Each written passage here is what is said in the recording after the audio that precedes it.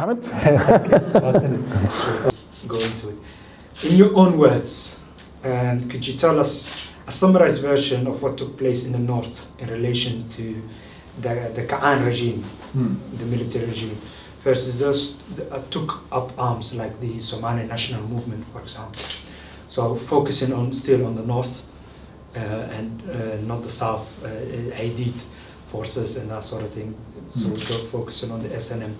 So what happened? How did that armed struggle come about? And what was the consequence of that? I think the major problems of Somalia started after the Somali army had been defeated in the Ogaden War, so 1978. Actually, when Somali forces had been defeated, this caused a lot of problems. Like, of course, the military was in shatters. There was a big loss of lives. There was a big loss of equipment. Siad Barre had been shaken, his power had been shaken, so to say. There was also, as you know, there were coup attempts inside Somalia. There was this attempt, I think, in April 1978, which was led mainly by Machatin officers, but also involved also others, which were all signs that things were kind of going into a new direction inside Somalia. And I think that would have been a beautiful moment for Mohammed Siad Barre to resign. He would have to retire, exactly. He would probably have left quite a good legacy, like 10 years of rule, a lot of development in the 1970s, the introduction of the Somali script, the increase of the literacy in Somalia, some kind of development happening in the fishery sector, in the agricultural sector. Though it would have been a beautiful moment for him to retire and to say, okay, somebody else should do the job. However, this didn't happen, and he clung to power, and I think this was then also the period when clanism became a real problem in politics. It has been around before, but it has been not recognized. It has been also not officially endorsed, of course. But I think from 78, 79 onwards, the latest, Siad Barre took pains to kind of establish a very close group of supporters around him, and many of them, not all of them, but many of them have been in one way or the other related to I mean, they have been part of his family. And I think also, and honestly speaking, for me the reasons are not 100% clear. He started fighting against what he sensed as opposition with brutal means, and you know that actually the first operation of Somali forces against their own people happened in Mudug region, right? It happened in the area of Galkayo and the countryside, where after the coup attempt of the Machatin officers, he cracked down on their relatives in the area, which was the first sign that actually the justice was gone out of the window in Somalia. I mean, otherwise you would put people on trial, you would deal with these kind of issues in a legal way, but not by killing relatives of people you suspect as traitors. And I don't really know why Siad Barre resorted to this kind of brutal means, because as you know, in Somali culture, if you start killing your relatives, there will be revenge killings. So people will mobilize against you, and they will try everything in order to revenge or to defend themselves and revenge. And I think this is pretty much what really happened also then in the late 1970s and early 1980s in this area. And the first movement, the Somali, not the SNM, but there was also the SSF, and which later became SSDF, led by Abdullahi Yusuf and others. This came about as the first armed opposition group against Siad Barre, and then it was very closely followed by the Somali National Movement, which was set up in 1981. And it also, I think, if you speak with people who have been involved in the setup of the Somali National Movement in the north, which was set up in the Arab Peninsula and in London, of course, and was then starting to fight in the north from Ethiopia. If you speak with people who have been involved, then they would always say, yeah, they felt this pressure. You know, Siad Barre was kind of singling them out, oppressing them. They didn't get any kind of high-profile jobs. They were not allowed to leave the country. They didn't get scholarships. So they were kind of as a clan, they were kind of oppressed. I haven't been around in these days. I'm not 100% sure if this was really the case or not. However, there must have been a strong sentiment against Siad Barre also among those people. They set up the Somali National Movement. But initially, the Somali National Movement was a very small group of maybe, let it be like 50 people, like 100 people, maybe 200 people. The majority of the people in the north was still more or less not ready for an armed struggle against the regime. However, and I think this was a tragic mistake of Mohammed Siad Barre, he continued to use force against any sign of opposition. And not everybody was completely against his rule, but people were kind of claiming more justice, more rights. The UFO group in Hargeisa, the people that were actually civil rights, not civil rights activists, they were social workers, they were medical doctors, teachers, who actually realized that the north, let's say Hargeisa and Bur'o, have been completely marginalized when it comes to education, to healthcare, to development. And they said, we want to do something for our own people. So if Mogadishu doesn't do anything for us, we do it ourselves. I don't think that they had, not all of them had the kind of military agenda or political agenda, but Siad Barre kind of interpreted it like anything could be a challenge to his rule, and anything has to be met with brutal force. So he established his security courts, he established military rule in the area, he put curfews, or his military commanders then put curfews in the area. As you know, in the 1980s, you couldn't leave the house after 5 or after 6, which kind of kills social life, it kills economical life, it kills people's freedom. It also stigmatizes It stigmatizes these people, I mean, the first who have been stigmatized have been the Machete, and the second one who have been stigmatized have been the Isaac in the north. And in a way, you call for trouble if you do that, right? And this is exactly what happened. So more and more people couldn't bear these kind of oppression, which really became an obvious oppression. But I think even in 1985, 1986, the majority of the ordinary people in the north were not even ready to take up arms. What really happened when in May 1988, the SNM had to move out of Ethiopia because there was an agreement between Ethiopia and Somalia, between Mengistu Haile Mariam and between Mohammed Siad Barre, that they kind of would end their conflict.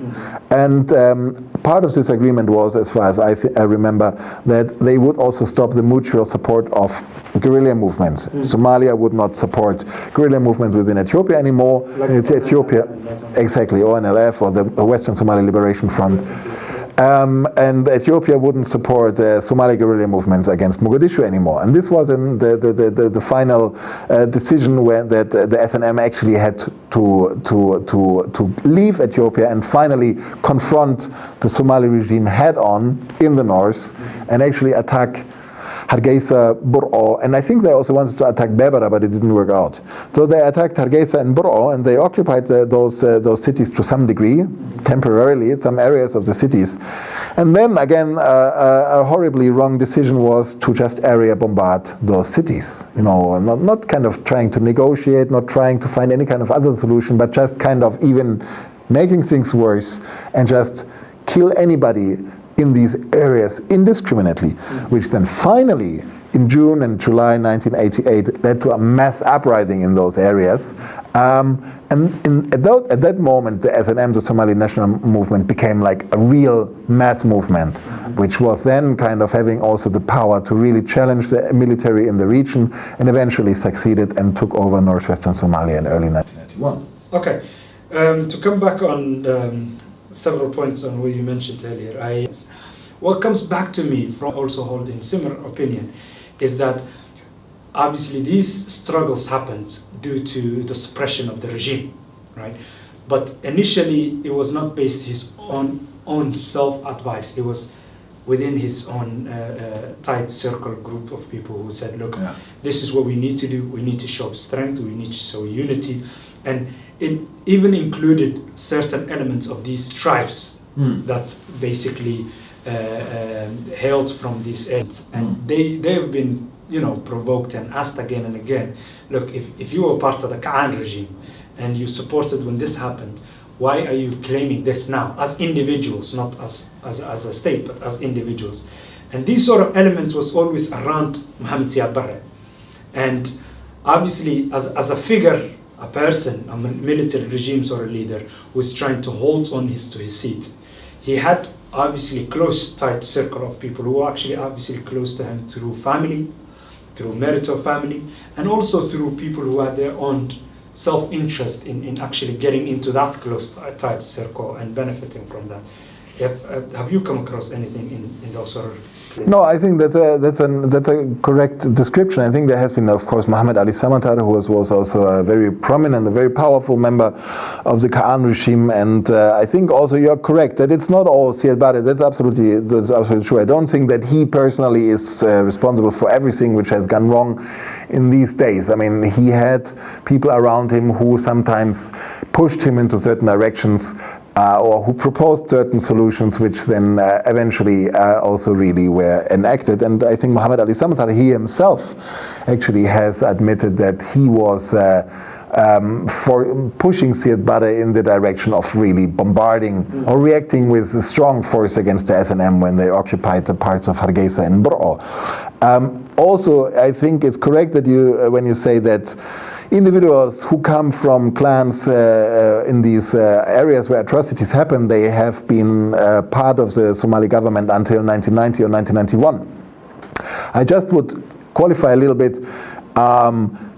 These I don't think that these were the individuals who had a lot of power in their hands. I think that we all know that there have been prison commanders, for instance, who have been Isaac, who served the regime until the end, or there have been kind of medium-range military commanders. But I don't think that on the top level, these people were involved. I think on the top level, it was others who were involved. But you're right, there was some representation of these groups in the Somali government up until the end. You always have to question who held what kind of power. One thing is the official position, and one thing is the real power. Right, and I think Muhammad Ali Samatar, he had a very strong position, and he also really had power. But there's another guy, for instance, I think he was at one point a vice president. What is his name? Ismail.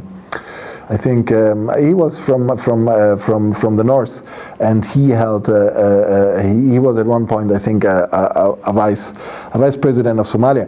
I don't think that he had very strong power at one point. I think he was also put to prison in the 1980s. Yeah. So anyway, he was kind of appointed as a prime minister to sort of soothe and make the situation much more tolerable.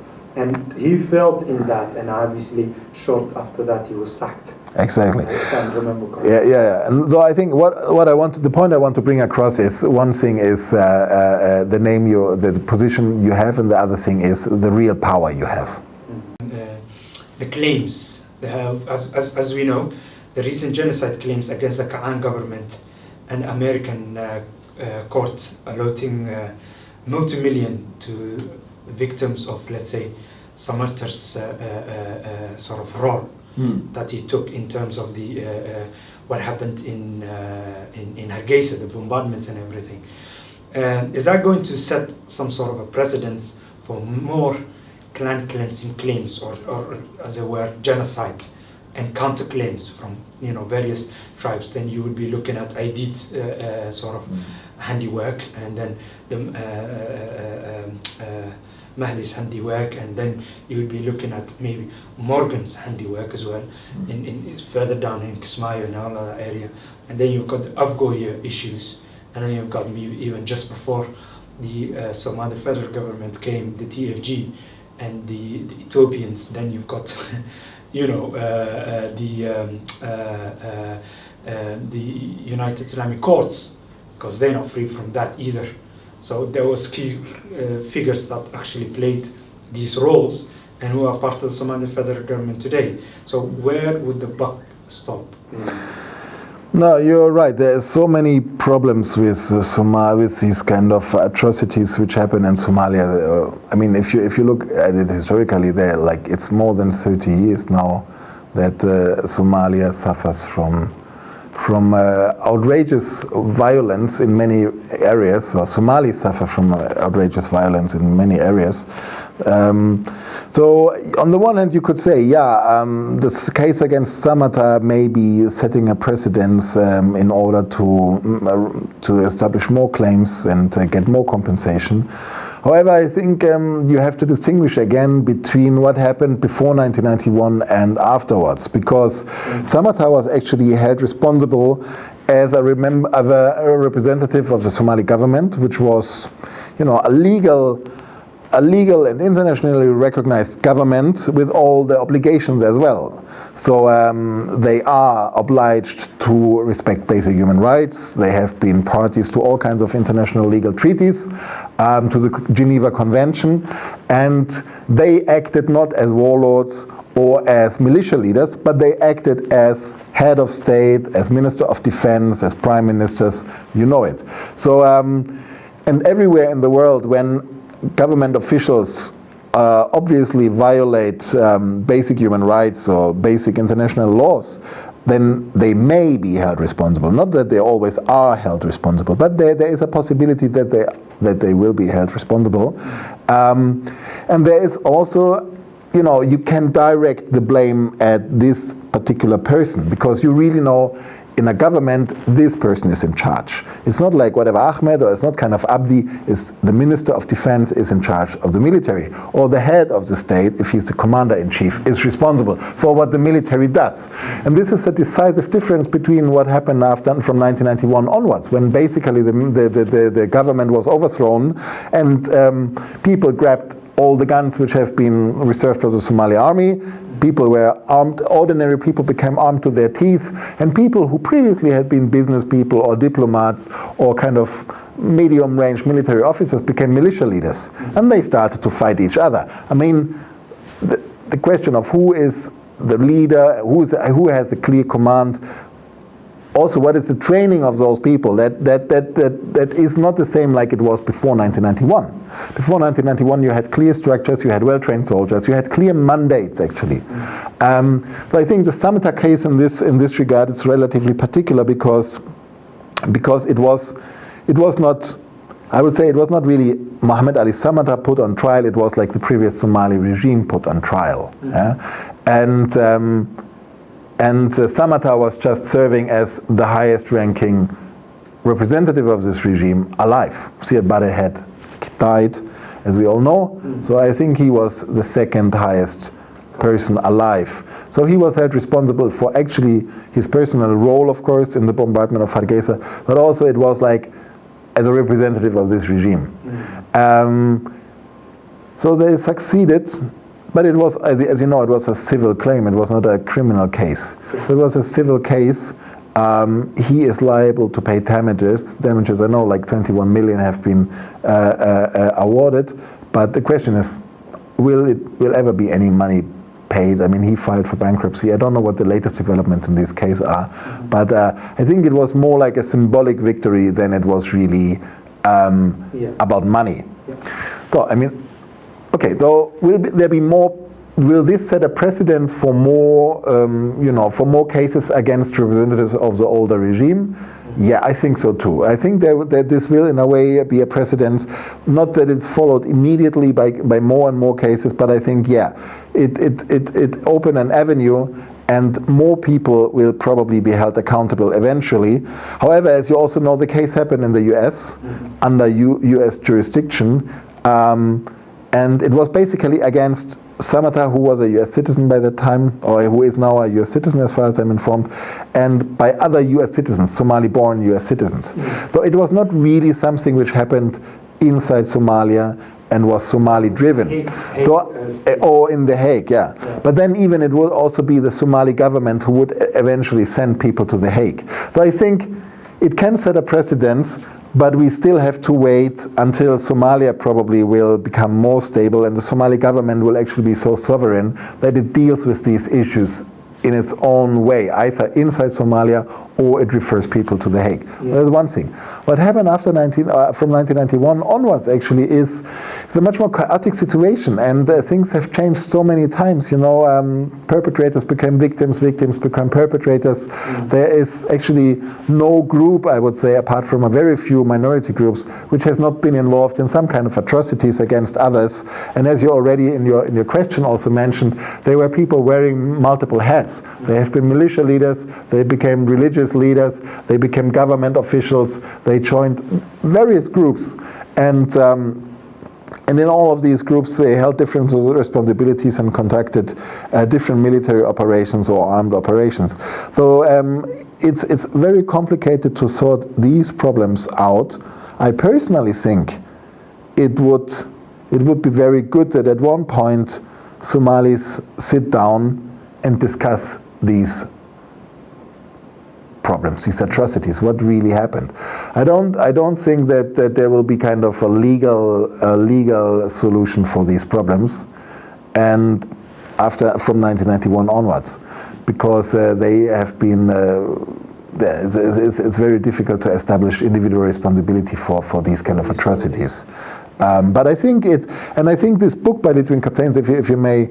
If you allow me to say a word on that, this clan cleansing book, because you used the term clan cleansing, and I mean she put it on the cover of her book as a title. I think there has been a lot of criticism of it, and there have been a lot of very emotional debates about how she's writing and whom she's defending, and like if she has her own clan bias and stuff like that. Be this as it may, I mean, no one in this world is able to write a complete objective account of anything, to be honest. Sure. Yeah. You've got to view with other. And you always have your own preferences, you always have your own biases, you always take some kind of side, overtly or covertly. Of course, you as a scholar, you should try to achieve a certain degree of objectivity, or at least you should triangulate your sources and kind of leave space for multiple interpretations of events. That's what I think a scholar should do. On the other hand, you sometimes have to break the ice. And I think what Litwin Captains did with her book is she was trying to break the ice. Mm-hmm. And I think she deliberately also she took a stand, and she got herself into trouble. But I think it's like, if you will look at her book, like probably in 10 years' time or 20 years' time, you will be thankful and say, hey, that was an important book, and that actually started a new debate, which Somalis, I think, eventually have to have this kind of debate. What did we do to each other, and how do we deal with these people who killed each other? And do we want to forget about it? Do we want to kind of, like in some places, do we just kind of switch into a mode of amnesia, like just we don't care what happened in the past, we just are interested in the future? Or do we want to kind of establish some kind of memorials, or do we want to have in our school books or some memories of that? I mean, in order to teach the next generation that these things should never happen again. You're right, and especially in the last bit and I personally think that obviously to go actually further, to make everybody aware, to those who lost their parents, those who've seen the rape of their sisters and mothers, those who've been perhaps maybe kicked out, those who've been shelled and bombarded, those who've been basically wiped off the face of the earth because of their minority groups or whatnot.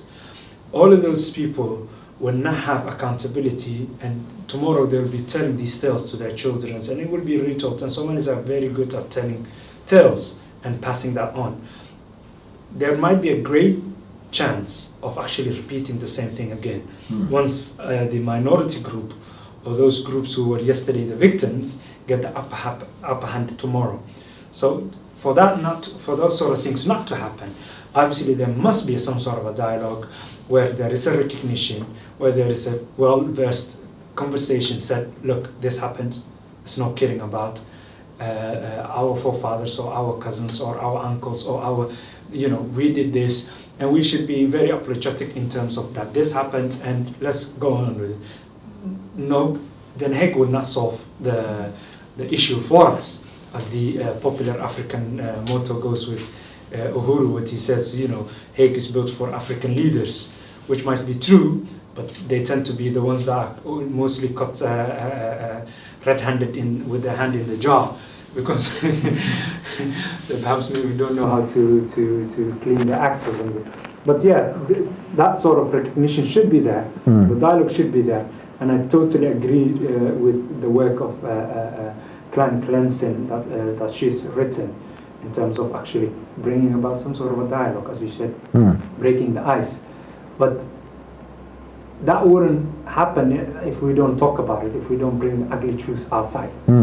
not for the purpose of claiming, not so for the purpose of doing counterclaiming, not for the purpose of alienating or blaming a Somali sector or group of people, but actually to say, look, we need to talk about it. So as my final question, what would the future hold for Somalis and Somalia generally, especially with the federal state sort of mandate that we have, and knowing the Somali tribal mentalities and Somali clan mentalities that we have? Is that going to give I don't know, credible push for Somali way? Or is that really the stuff that makes Somali non-Somali? I think at the moment you have some degree of rebuilding in Mogadishu. I'm not sure if it's a durable change yet. You have still major problems in southern Somalia regarding security. We all know that Al-Shabaab is still around, and they hold considerable control in the hinterlands. And I mean, at the moment, Somalia and the south-central Somalia is still, I mean, in my perspective, it's still a theater of ongoing war. You still have more than 20,000 foreign troops in the country. The government couldn't really survive for very long without this external support. So I think this is a very sad situation still. There are some signs that things may change in the long run, but it is a very complicated situation still, and you don't really know how it's going to play out. In a beautiful world, I would say, Somalis really would find the strength to sit down together, speak openly about the different ideas and demands people have, justified demands also, like for instance Puntland saying, you know, I mean, if you want to have a proper federal regime, we also have to talk about resource sharing. It's not a way to go that you say, okay, we have a federal regime, but then still Mogadishu is kind of demanding, you know, the taxes from everywhere without giving anything back. So I mean, ideally, there would be the time and the energy to sit down and really slowly sort out these things, like bottom up and location by location, region by region. I think the process that led to this formation of Somaliland. I mean, not the declaration of independence on 18th of May 1991, but the whole long process which actually led to a peaceful and stable Somaliland, at least in the core area. This can be a lesson for Somalia, but as we all know, this took like for a couple of years, and it had its own setbacks. So Somaliland was not established in one day. It took basically 7 to 8 years for it to become stable, and then the diaspora started to invest, and then even the international community started to support some aspects of Somaliland. So I could imagine that a similar process would be very healthy for Somalia as a whole. But then you have to forget about all these foreign interventions, you have to forget about monopolizing power, you have to forget about all the arrogance which also the leaders in Mogadishu display, I think. You should really be moderate and say, okay, let's first things first. What we really need is peace in the area, and then we can think about development, and then we can think about, you know, resource exploitation and resource sharing, but not, you know, starting from top down again, and everything has to be organized within short time, following also an agenda which is still being set by the international community. I mean, also the whole idea that there have to be elections in Somalia, I think was it 2016? I mean, it's a completely crazy idea. What's this? Is it in the interest of Somalis? Is it in the interest of Somalis to hold elections, or is it in the interest of the European Union, America? I don't know who. I mean, why do people not just sit down and say, okay, we do it our own way? If you want to support us, support us. If not, please stay away. But this also demands political leaders who have a long-term vision and don't think about Chepkoda all the time. You know, don't think, okay, I have only a few years, I have to become rich now. So, but more like let's kind of be more modest and then try to achieve things like in a slower way, but maybe more sustainable way. Wonderful. Thank you very much. Thank you, Mohammed. Thank you.